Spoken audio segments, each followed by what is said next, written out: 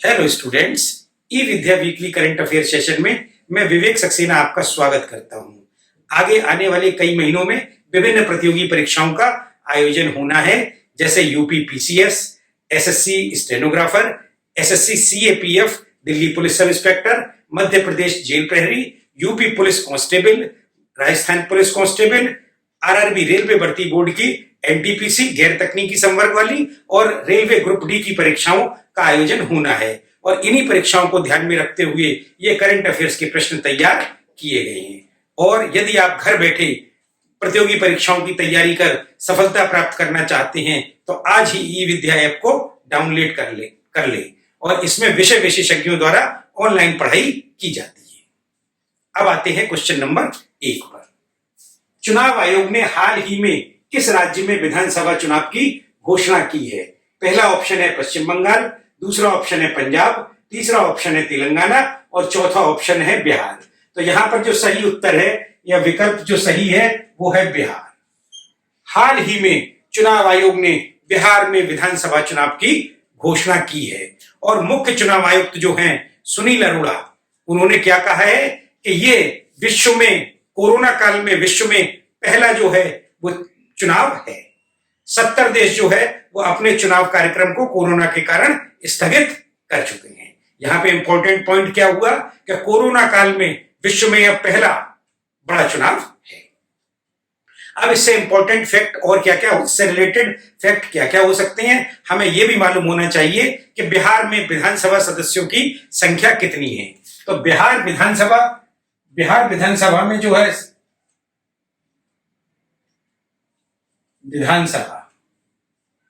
विधानसभा में सीटें जो हैं वो कुल कितनी सीटें हैं? 243। बिहार विधानसभा में 243 सीटें हैं। अब बात ये क्या आती है कि बिहार में क्या जो सदन है वो द्विसदन है। हाँ, तो बिहार जो है, बिहार में विधान परिषद भी है। तो अब बात ये आती है कि बिहार विधान परिषद में कितनी सीटें हैं। तो विधान परिषद में जो है वो 75 सीटें। यहां पे एक क्वेश्चन और क्या फ्रेम होता है जो अक्सर प्रतियोगी परीक्षाओं में पूछा गया है, वो ये प्रश्न है कि कितने राज्यों में विधान परिषद है। तो हमारा उत्तर क्या होगा? 6। अब हमें यह भी मालूम होना चाहिए कि वो 6 राज्य कौन कौन से हैं।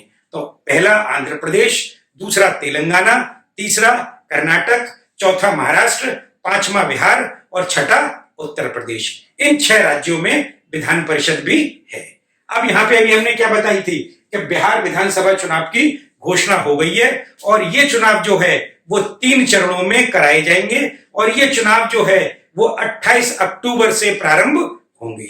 ये चुनाव, विधानसभा चुनाव 28 अक्टूबर से प्रारंभ होंगे और 10 नवंबर को विधानसभा चुनावों के मतों की गणना की जाएगी और 10 तारीख को या 11 तारीख तक सारे विधानसभा की सीटों के परिणाम आ जाएंगे। एक बात आपको और बता दें कि इस कोरोना काल में कोरोना मरीजों को भी इस विधानसभा चुनाव में मतदान का अवसर दिया गया है। वो लास्ट के 1 घंटे में अपने मत का प्रयोग कर सकेंगे या वो वोट डाल सकेंगे। अच्छा, मतदान का समय क्या रखा गया है? मतदान का समय जो है वो सुबह 7 बजे से शाम 6 बजे तक रखा गया है। 1 घंटा बढ़ाया गया है, 5 बजे की जगह 6 बजे तक मतदान चलेगा। कोरोना मरीज भी वोट डाल सकेंगे। अब और क्या क्या रिलेटेड फैक्ट इसमें हो सकते हैं कि वर्तमान में मुख्य चुनाव आयुक्त, तो जैसे अभी हमने बीच में भी बोला था, प्रश्न क्या आता है कि ये अभी पिछले कई एग्जाम्स में पूछा गया है कि वर्तमान में मुख्य चुनाव आयुक्त कौन है। LIC असिस्टेंट में भी यह प्रश्न पूछा गया था। तो वर्तमान में जो मुख्य चुनाव आयुक्त हैं वो सुनील अरोड़ा है, CEC, चीफ इलेक्शन कमिश्नर, वो क्या है? सुनील अरोड़ा। एक बात आपको और बता दें कि चुनाव आयोग जो है वो एक संवैधानिक निकाय है और चुनाव आयोग के मुख्य चुनाव आयुक्त और चुनाव आयुक्त की नियुक्ति जो है वो राष्ट्रपति द्वारा की जाती है। पहले एक सदस्यीय चुनाव आयोग हुआ करता था, मतलब केवल एक चुनाव आयुक्त मुख्य चुनाव आयुक्त हुआ करता था, परंतु वर्ष 1993 में इसे 3 सदस्यीय आयोग कर दिया गया। और संविधान के अनुच्छेद 324 में चुनाव आयोग का वर्णन किया गया है। 324 के अंतर्गत इसका वर्णन किया गया है। अब एक पॉइंट और क्या इंपॉर्टेंट आता है कि वर्तमान में बिहार के मुख्यमंत्री कौन है। तो वर्तमान में बिहार के जो मुख्यमंत्री हैं वो नीतीश कुमार हैं। अब ये बात आती है कि वर्तमान में बिहार के राज्यपाल कौन है। तो वर्तमान में जो बिहार के राज्यपाल हैं वो फागू चौहान है। अब इससे रिलेटेड मैंने सारे पॉइंट आपको बता दिए। बस एक बात क्या रह गई कि बाकी दो चुनाव आयुक्तों का नाम और आपको बता दूं। तो पहले मुख्य चुनाव आयुक्त सुनील अरोड़ा और जो दूसरे दो चुनाव आयुक्त हैं, एक है राजीव कुमार और दूसरे कौन से हैं, सुशील चंद्र। अब आते हैं क्वेश्चन नंबर 2 पर। निम्न में से किसे ज्ञानपीठ पुरस्कार 2019 से सम्मानित किया गया है। पहला ऑप्शन है कृष्णा सोबती, दूसरा ऑप्शन है जी शंकर कुरूप, तीसरा ऑप्शन है अक्कीतम अच्युतन नंबूदरी और चौथा ऑप्शन है अशोक शर्मा। तो यहां पर जो विकल्प है, जो उत्तर सही है वो है अक्कीतम अच्युतन नंबूदरी। ज्ञानपीठ पुरस्कार 2019 से अक्कीतम अच्युतन नंबूदरी को सम्मानित किया गया है। वह मलयाली भाषा के साहित्यकार हैं। अब यहाँ पे और क्या क्या बात आपको मालूम होनी चाहिए कि ये कौन सा संस्करण ज्ञानपीठ पुरस्कार का था। यह प्रश्न दूसरी किस तरह से बनाया जा सकता है कि निम्न में से किसे 55वें ज्ञानपीठ पुरस्कार से सम्मानित किया गया है। मान के चलिए ईयर हटा दें और यहाँ पे क्या लिख दें कि 55वें ज्ञानपीठ पुरस्कार से 55, क्योंकि ये 55 एडिशन था। निम्न में से किसे 55वें ज्ञानपीठ पुरस्कार से सम्मानित किया गया है, तो भी हमारा उत्तर क्या होगा, अक्कीतम अच्युतन नंबूदरी। अब एक बात और बता दें कि ये जो है वर्ष 2019 का पुरस्कार तो नंबूदरी को दिया गया है और वर्ष 2018 का पुरस्कार किसे दिया गया। तो वर्ष 2018 का ज्ञानपीठ पुरस्कार या 54वां कह लें तो 2018 का पुरस्कार जो है वो अमिताभ घोष को दिया गया था। 2018 का ज्ञानपीठ पुरस्कार जो है वो अमिताभ घोष को दिया गया था। अब बात आती है वर्ष 2017 का ज्ञानपीठ पुरस्कार किसे दिया गया। हमें पिछले 2 सालों के तो कम से कम पुरस्कार के प्राप्तकर्ताओं के नाम मालूम होने ही चाहिए। तो वर्ष 2017 का ज्ञानपीठ पुरस्कार जो है वो कृष्णा सोबती को दिया गया। ये जो है इन्हें वर्ष 2017 में ज्ञानपीठ का पुरस्कार दिया गया। एक बात हमें और मालूम होनी चाहिए पिछले 2 सालों के अलावा कि पहले ज्ञानपीठ पुरस्कार के विजेता कौन थे और किस वर्ष में उन्हें ज्ञानपीठ पुरस्कार से सम्मानित किया गया था। तो पहले ज्ञानपीठ पुरस्कार के विजेता जी शंकर कुरूप थे और वर्ष 1965 में उन्हें ज्ञानपीठ पुरस्कार प्रदान किया गया था। जी शंकर कुरूप जो थे इन्हें वर्ष 1900 ये पहला ज्ञानपीठ पुरस्कार जी शंकर कुरूप को दिया गया था और ये जो है वर्ष 1965 में दिया गया था। एक बात आपको और बता दें कि जी शंकर कुरूप भी मलयाली भाषा के साहित्यकार थे। अब भारतीय ये जो ज्ञानपीठ पुरस्कार जो है वो भारतीय ज्ञानपीठ ट्रस्ट द्वारा जो है ये पुरस्कार दिया जाता है और भारतीय संविधान की अनुसूची 8 में वर्णित 22 भाषाओं में से किसी एक भाषा के साहित्यकार को इसके लिए चुना जाता है। अब यहाँ पे एक प्रश्न और क्या रेज होता है या जो कि प्रतियोगी परीक्षाओं में पूछ लिया जाता है कि ज्ञानपीठ पुरस्कार की राशि कितनी है या ज्ञानपीठ पुरस्कार में क्या दिया जाता है। तो ज्ञानपीठ पुरस्कार के अंतर्गत जो है वो 11 लाख रुपए की नगद राशि दी जाती है। इसकी पुरस्कार राशि कितनी हो गई, इसकी पुरस्कार राशि हो गई 11 लाख रुपए। 11 लाख रुपए दिए जाते हैं और एक प्रशस्ति पत्र दिया जाता है और एक वांग देवी की कांस्य प्रतिमा दी जाती है और एक प्रतीक चिन्ह जो है वो प्रदान किया जाता है। तो यहां पर जो है अक्कीतम अच्युतन नंबूदरी को 11 लाख रुपए की पुरस्कार राशि दी गई, एक प्रशस्ति पत्र दिया गया, एक वांग देवी की कांस्य प्रतिमा दी गई और एक प्रतीक चिन्ह प्रदान किया गया। अब इससे रिलेटेड जो जितने भी क्वेश्चन हैं वो मैंने सारे आपको बता दिए हैं। अब आते हैं क्वेश्चन नंबर 3 पर। 27 सितंबर 2020 को जसवंत सिंह का निधन हो गया है का संबंध किस देश से था, संबंध किस क्षेत्र से था। तो पहला ऑप्शन क्या है, राजनीति, दूसरा ऑप्शन क्या है, उद्योग, तीसरा ऑप्शन क्या है, साहित्य और चौथा ऑप्शन क्या है, खेल। तो कि पूर्व केंद्रीय मंत्री जसवंत सिंह का 27 सितंबर 2020 को निधन हो गया। वह 82 वर्ष के थे। जब मैंने ये कहा कि पूर्व केंद्रीय मंत्री, तो यहीं से स्पष्ट क्या हो जाता है कि उनका संबंध जो है वो राजनीति से, इन चारों ऑप्शन में जो है वो राजनीति सबसे फिट बैठता है, तो उनका संबंध जो है वो राजनीति से था। तो यहां पर जो हमारा ऑप्शन सही हो जाएगा वो राजनीति सही हो जाएगा। वो भारतीय सेना के अधिकारी भी रहे थे और वह प्रधानमंत्री अटल बिहारी वाजपेयी के प्रधानमंत्री अटल बिहारी वाजपेयी के नेतृत्व वाली सरकार में वित्त, रक्षा और विदेश मंत्री भी रहे थे। अब आते हैं क्वेश्चन नंबर 4 पर। निम्न में से कौन सोमालिया के नए प्रधानमंत्री चुने गए हैं? Option A Mohamed Hussein Roble, option B Ashraf Ali, option C Hassan Diab और ऑप्शन डी बिन सलमान। तो यहां पर जो है सही उत्तर है या सही विकल्प है वो है ई, मोहम्मद हुसैन रोबल। सोमालिया के नए प्रधानमंत्री जो है वो मोहम्मद हुसैन रोबल चुने गए हैं। अब यहां से रिलेटेड फैक्ट या इंपॉर्टेंट फैक्ट क्या क्या हो सकता है? अभी गत वर्षों में हरियाणा कर्मचारी चयन आयोग की ग्रुप डी की परीक्षा में यह प्रश्न पूछा जा चुका है कि सोमालिया की राजधानी क्या है? तो सोमालिया की राजधानी जो है वो मोगादिशु है। यहां पे मैं एरो लगा देता हूं और ये राजधानी लिख देता हूं। सोमालिया की राजधानी जो है वो मोगादिशु है। सोमालिया की राजधानी मोगादिशु है। एक बात हमें और मालूम होनी चाहिए जो कि बैंकिंग परीक्षाओं में पूछ ली जाती है। बैंकिंग की परीक्षाओं में अक्सर किसी न किसी देश की करेंसी पूछ ली जाती है। तो सोमालिया की करेंसी क्या है? तो सोमालिया की करेंसी है सोमाली शिलिंग। सोमाली शिलिंग ये जो है वो यहां की करेंसी, यहां पे हम लिख देते हैं करेंसी। तो सोमालिया की जो करेंसी है वो सोमालिया शिलिंगे है और ये क्वेश्चन इससे रिलेटेड है। अब आते हैं क्वेश्चन नंबर 5 पर। बेलारूस के 6ठी बार राष्ट्रपति कौन बने हैं? Option A Syed Haider, option B Pete Sampras, option C Alexander Lukashenko और ऑप्शन डी स्वेतलाना। तो यहां पर जो उत्तर या सही विकल्प है वो है सी अलेक्जेंडर लुकाशेंको।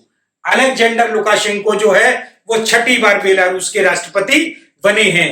अलेक्जेंडर लुकाशेंको वर्ष 1994 से बेलारूस के राष्ट्रपति हैं और इस बार के राष्ट्रपति बनने के साथ ही वह वर्ष 2025 तक बेलारूस के राष्ट्रपति बने रहेंगे। यहाँ पे और इससे रिलेटेड या इससे संबंधित क्या इंपॉर्टेंट पॉइंट हो सकता है? तो हमें यह मालूम होना चाहिए बैंकिंग परीक्षाओं में अक्सर किसी देश की करेंसी पूछ ली जाती है। तो बेलारूस की जो है वो करेंसी क्या है? तो बेलारूस की जो करेंसी है वो रूबल है। बेलारूस की करेंसी जो है वो रूबल है, या कह सकते हैं बेलारूस की मुद्रा क्या है? तो बेलारूस की मुद्रा रूबल है। और एक ग्रुप डी वगैरह के एग्जाम्स में क्या पूछ लिया जाता है कि बेलारूस की कैपिटल क्या है?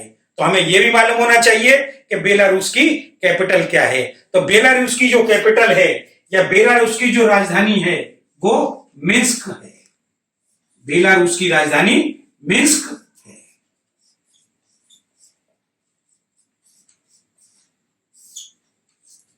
बेलारूस की राजधानी मिन्स्क है। और अब आते हैं क्वेश्चन नंबर 6 पर। केंद्रीय रेल राज्य मंत्री सुरेश अंगड़ी का 23 सितंबर 2020 को निधन हो गया है। वह किस लोकसभा सीट से सांसद थे? Option A Shimoga, option B Belgaum, option C Kochi और ऑप्शन डी तिरुचिरापल्ली। तो यहां पर जो विकल्प सही है वो है बी, बेलगाम। वह बेलगाम सीट से लोकसभा सांसद थे। केंद्रीय रेल राज्य मंत्री सुरेश अंगड़ी का 23 सितंबर 2020 को नई दिल्ली स्थित एम्स में निधन हो गया है। वह 65 वर्ष के थे और वह वर्ष 2014 और वर्ष 2019 से लगातार 2 बार बेलगाम लोकसभा सीट से सांसद चुने जा रहे थे। एक बात आपको और इंपॉर्टेंट बता दूं कि बेलगाम जो है उसका नाम राज्य सरकार ने परिवर्तित करके बेलगावी रख दिया है। अब उसे बेलगावी के नाम से जाना जाता है। अब यहाँ पे इंपॉर्टेंट फैक्ट और क्या क्या हो सकते हैं? सुरेश अंगड़ी जिनका निधन हुआ है वो तो केंद्रीय रेल राज्य मंत्री थे। वर्तमान में कैबिनेट स्तर के या केंद्रीय रेल मंत्री कौन है? तो वर्तमान में केंद्रीय रेल मंत्री जो है वो पीयूष गोयल है और वह महाराष्ट्र से राज्यसभा सांसद है। अब एक बात और क्या आती है कि जब वो बेलगाम से लोकसभा सीट से सांसद थे तो बेलगाम कहां आता है? बेलगाम आता है कर्नाटक में। और कर्नाटक की राजधानी क्या है? तो कर्नाटक की राजधानी है बेंगलुरु। और अब आता है कर्नाटक के वर्तमान में मुख्यमंत्री कौन है? तो कर्नाटक के मुख्यमंत्री जो हैं वर्तमान में वो बीएस येदुरप्पा है। वर्तमान में कर्नाटक के मुख्यमंत्री जो हैं वो येदुयुरप्पा है।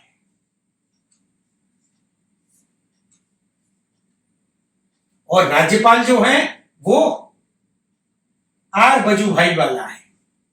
आर वजुभाई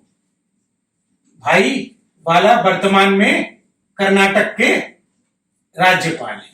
ये तो हो गए आपके राज्यपाल और ये हो गए मुख्य।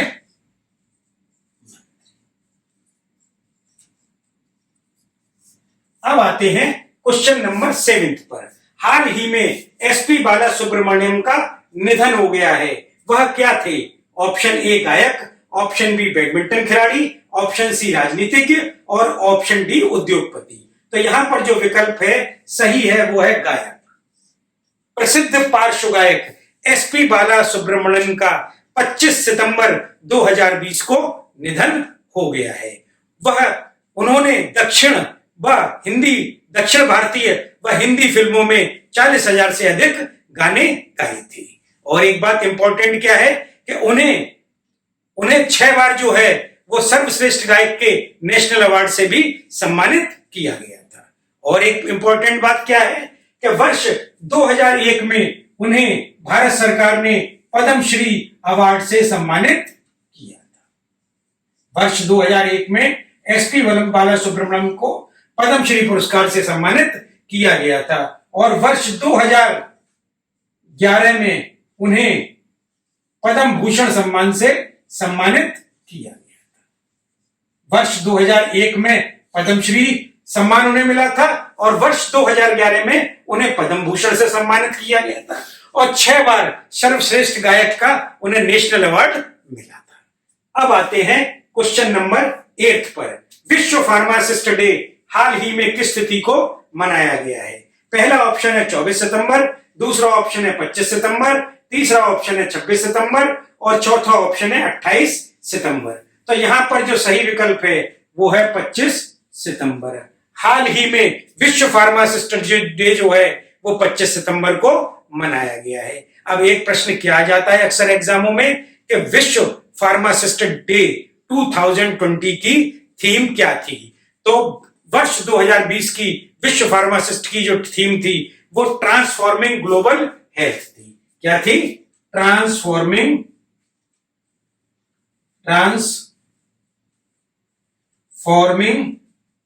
Global health. इस तरह का प्रश्न जो है वो अक्सर प्रतियोगी परीक्षाओं में पूछ लिया जाता है कि उसकी वर्ष 2020 की थीम क्या थी। ये जो है वो थीम हो गई वर्ष 2020 की। और ये जो है क्वेश्चन जो है वो इससे रिलेटेड। अब भारत के अगला क्वेश्चन में आते हैं 9th में। भारत के किस राज्य में देश के पहले चिकित्सा उपकरण की पार्क की शुरुआत की गई है? Option A Gujarat, option B Maharashtra, option C Kerala और ऑप्शन डी पंजाब। तो जो है केरल में जो है वो देश के पहले चिकित्सा उपकरण पार्क की शुरुआत की गई है। तो यहां पे जो ऑप्शन है वो सी सही हुआ। केरल में देश के पहले चिकित्सा उपकरण पार्क की शुरुआत की गई है। अब यहाँ पे इससे रिलेटेड फैक्ट क्या क्या हो सकते हैं कि वर्तमान में केरल के मुख्यमंत्री कौन है? तो वर्तमान में केरल के जो मुख्यमंत्री हैं वो विजयन पिनरई है। वर्तमान में केरल के मुख्यमंत्री जो है वो विजयन पिनरई है। और वर्तमान में केरल के राज्यपाल कौन है? तो वर्तमान में केरल के जो राज्यपाल हैं वो आरिफ मोहम्मद खान है। वर्तमान में केरल के जो राज्यपाल हैं वो आरिफ मोहम्मद खान है। अब आते हैं क्वेश्चन नंबर 10 पर। किस राज्य में मुख्यमंत्री किसान कल्याण योजना प्रारंभ की जाएगी? Option A Rajasthan, option B Madhya Pradesh, option C Bihar और ऑप्शन डी गुजरात। तो यहां पर जो सही उत्तर है या सही विकल्प है वो है मध्य प्रदेश। मध्य प्रदेश में मुख्यमंत्री किसान कल्याण योजना प्रारंभ की जाएगी। अब यहाँ पे एक और आपको इंपॉर्टेंट बता दें कि हाल ही में राज्य उच्च न्यायालय में नए मुख्य न्यायाधीश की नियुक्ति की गई है। न्यायाधीश संजय यादव को राज्य उच्च न्यायालय का मुख्य न्यायाधीश कार्यकारी नियुक्त किया गया है और वह अजय कुमार मित्तल का स्थान लेंगे। यहाँ पे और रिलेटेड फैक्ट क्या क्या हो सकते हैं कि वर्तमान में मध्य प्रदेश के मुख्यमंत्री कौन है? तो वर्तमान में मध्य प्रदेश के मुख्यमंत्री शिवराज सिंह चौहान है। एक बात आपको और बता दें कि स्वच्छता सर्वेक्षण 2020 में मध्य प्रदेश के इंदौर को लगातार चौथे वर्ष सर्वश्रेष्ठ स्वच्छ शहर घोषित किया गया था। और एक बात क्या इंपॉर्टेंट है, बाघ गणना रिपोर्ट 2018 में मध्य प्रदेश का देश में शीर्ष स्थान था और यहां पर जो है वो 526 बाघ पाए गए थे। और एक बात बता दें क्या कि मध्य प्रदेश के वर्तमान में जो राज्यपाल हैं वो आनंदीबेन पटेल हैं, जो कि उत्तर प्रदेश की भी राज्यपाल हैं और अतिरिक्त प्रभार जो है वो उनके पास मध्य प्रदेश का भी है। इसके साथ ही आज का सेशन यहीं समाप्त होता है। अगले हफ्ते फिर मिलते हैं ई विद्या करंट अफेयर्स में। तब तक के लिए धन्यवाद।